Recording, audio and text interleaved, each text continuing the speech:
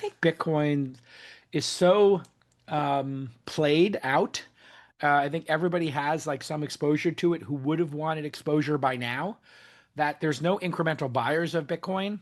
And I think people have essentially ended the game of Bitcoin now that it feels like there are so many other alternatives, and on a functionality basis, there are tons of legal stable coins that make it easier to move money Yes. around at a lower cost. Yep. On the other side, if you're looking for something interesting, BitTensor and Tau and Solana feel much more interesting in terms of where the entrepreneurs are placing their bets and building things around it. And Bitcoin feels stale. And I said Bitcoin zero was, a distinct possibility. And I said that when Bitcoin was at 10, 50K, everything in between. Hmm. Why? Well, all technology eventually deprecates, with very few exceptions we've seen in our lifetime. Like, yeah, sure, there are still people running systems on Fortran or something. There are still people running on mini computers here and there, but Here's a CNBC article from Wednesday, January 24th, 2018. Says, yeah, quote, there's a it's 33% 8 years chance ago. that Bitcoin goes to zero. Yeah, VC. so Jason I Calacanis says. I do think that that's still something people should keep in mind. Now, I know it sounds crazy, but if there is a better system or a new game, if you're a speculator and you feel the game of Tau or the game of Solana is a more interesting game, more interesting energy there, why wouldn't you move half your Bitcoin over or a third of your Bitcoin over? That creates downward pressure. If you didn't have Michael Saylor trying to buy it all or get to 20% ownership, I'm wondering what impact that would have on the price, right? He is like this, you know, consistent buyer, and he's Yep. owns 6 or 7% of the active Bitcoins. Like there's a certain percentage that are deactive. Anyway, it's a long way of saying I question the future of Bitcoin in terms of its relevancy to the public and the interest from the public, the relevancy to developers and using it as a platform that's been out the window for many years. It doesn't really work as a platform.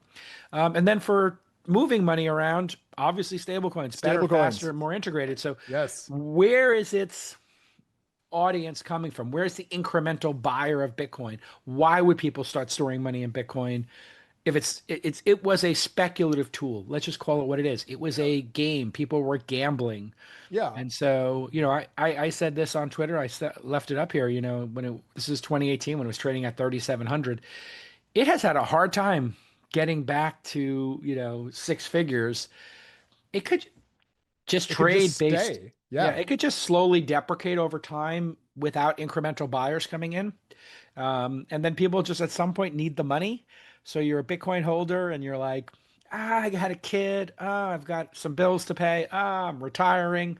Uh-huh. I'm going to spend this money on my retirement. So I do think we're going to be living in a post-Bitcoin world at some point where it's just like this memory of some interesting thing that occurred, Atari 2600 or, video games in, stalls at arcades. It could have that kind of an existence because it's not really cutting edge anymore. It's not doing anything interesting for humanity.